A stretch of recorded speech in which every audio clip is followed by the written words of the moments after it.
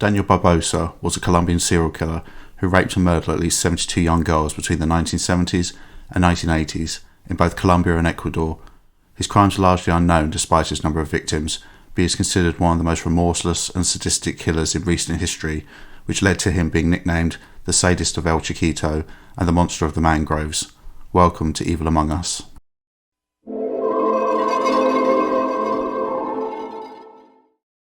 Daniel Barbosa was born on the 22nd of January 1930 to an affluent family in the Colombian Andes. He lived with his mother, father, and an older half-sister. When Barbosa was 2 years old, his mother died, and his father then married a woman who, due to her issues with fertility, began to take her anger out on Barbosa, including stripping him to the waist and hitting his bare buttocks with a bullwhip. She would also force him to wear female clothing and go to school dressed this way, where he was bullied by his peers. Barbosa's father was distant, so he grew up isolated, and given the abusive nature of his stepmother, this likely led him to despise women. As time progressed, he developed violent tendencies, which he would direct towards women and female children. Barbosa was an above-average student, but soon began playing truant and began a life of petty crime, leading to his first arrest for theft in 1958. There seems to be a gap in Barbosa's history, with him re-emerging in the early 60s, during which time he fell in love with a woman whom he planned to marry, called Esperanza. However, when he found out that she was not a virgin, he became enraged by the fact that she was tainted.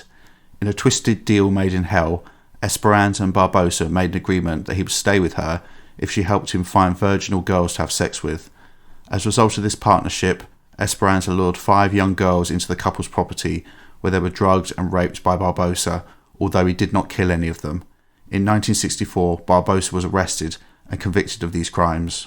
Barbosa was initially sentenced to 3 years in prison when presented with a lenient judge, to whom he claimed he was remorseful for his crimes and would mend his ways.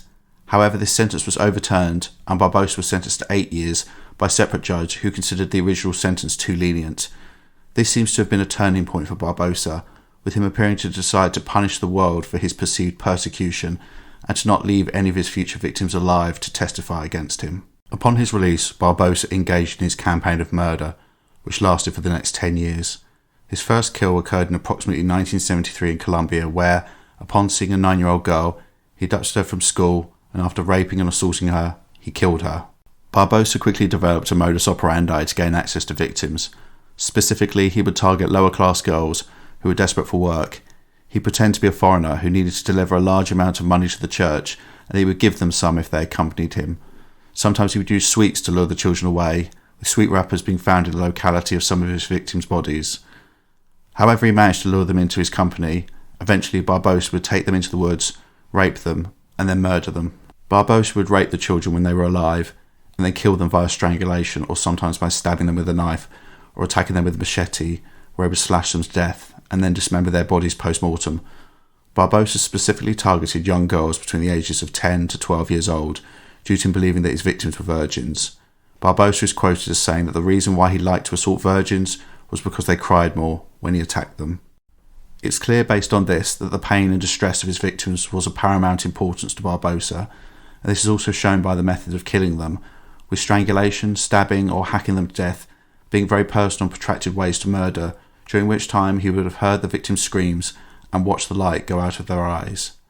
It appears that, on at least one occasion, Barbosa also removed the genitals of his victims to take away with him. Figures on the number of children that Barbosa killed vary wildly, from a conservative estimate of 72 up to a potential kill count of 180. However, it appears the figure of 72 is merely the children he murdered when he fled to Ecuador later in his rampage, with there being no definitive figure of those he killed in his native Colombia. It's believed that he may have killed as many as 50, potentially up to 80 children between 1973 and 1974 in Colombia when he was initially caught, so I believe that Barbosa's kill count is at least 100, and even that is likely an underestimation. In 1974, Barbosa was in prison for raping and murdering a 9-year-old girl, with him only being caught because he returned to the crime scene when the authorities were there and was acting suspiciously. He was sentenced to 25 years imprisonment and sent to the now-closed Gorgona prison on Gorgona Island, which is approximately 17 miles off the coast of Colombia. This prison was considered to be Colombia's Alcatraz, as it was surrounded by shark-infested waters and dense forest, making escape, it was believed, almost impossible. However, in November 1984, Barbosa escaped, using a primitive boat after having carefully studied the ocean currents. Rather than engaging in a manhunt for a dangerous killer, The Colombian authorities simply assumed that he'd been eaten by sharks and reported his presumed death at sea in the papers. However, Barbosa was alive and well and made his way to Ecuador, a country south of Colombia, and within weeks began killing again. On the 18th of December 1984, Barbosa abducted, molested and murdered a 9-year-old girl before doing the same thing to a 10-year-old girl the next day. Barbosa's methods did not change, and between 1984 and 1986, it's believed that he raped and murdered at least 72 young girls in Ecuador between the ages of 10 and 12 years old. The Ecuadorian authorities appear to have never come close to catching Barbosa, with them believing that the murders were the work of gangs and that it was impossible for one man to be responsible for all these killings. Barbosa was finally arrested on the 25th of February 1986 purely by chance when he came across 2 police officers who were on patrol and he was acting suspiciously. They stopped him and inspected items he was carrying, which included a bag containing bloody clothing and the genitals of the 9-year-old girl that he just killed, which he'd removed as a trophy. The body was discovered and he was arrested. Barbosa initially gave a false name to the Ecuadorian authorities, however they eventually established his true identity. After this, Barbosa calmly confessed to killing 72 children in Ecuador and took authorities to the location of his crimes where bodies, often dismembered, were recovered.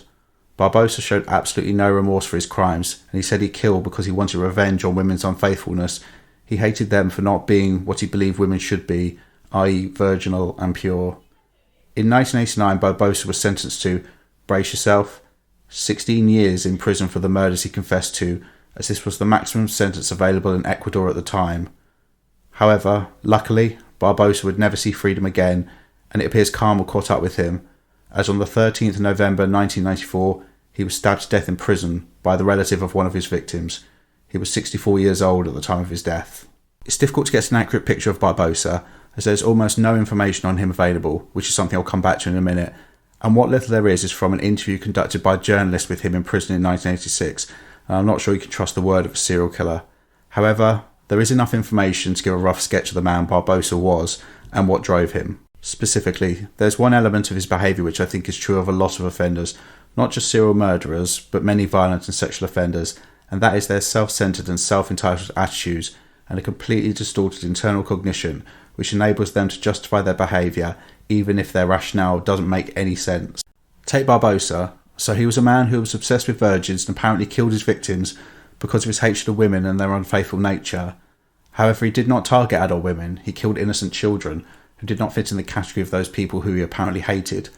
Also, so he believed it was not okay for women to be sexually active, but it was fine for him to rob children of their virginity by violently raping them.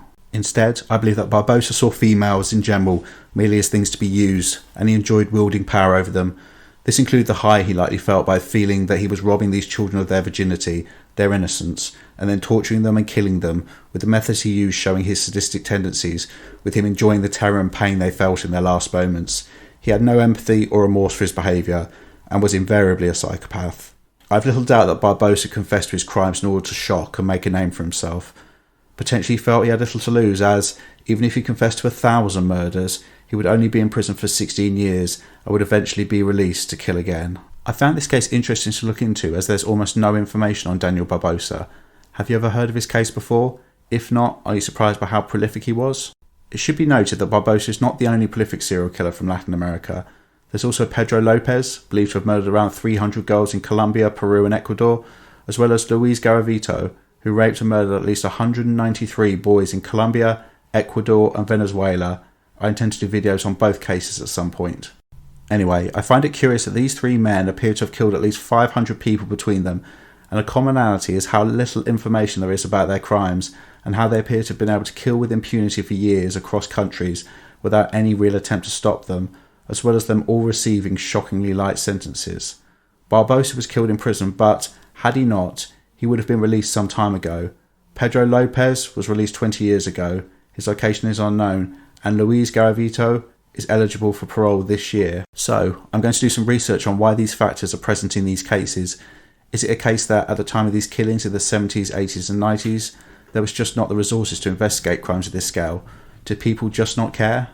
If anyone has any insight, then feel free to comment below, but what I find out myself I will include in a later video. As ever, thank you for watching. Please like, share and subscribe, and I'll see you in the next video.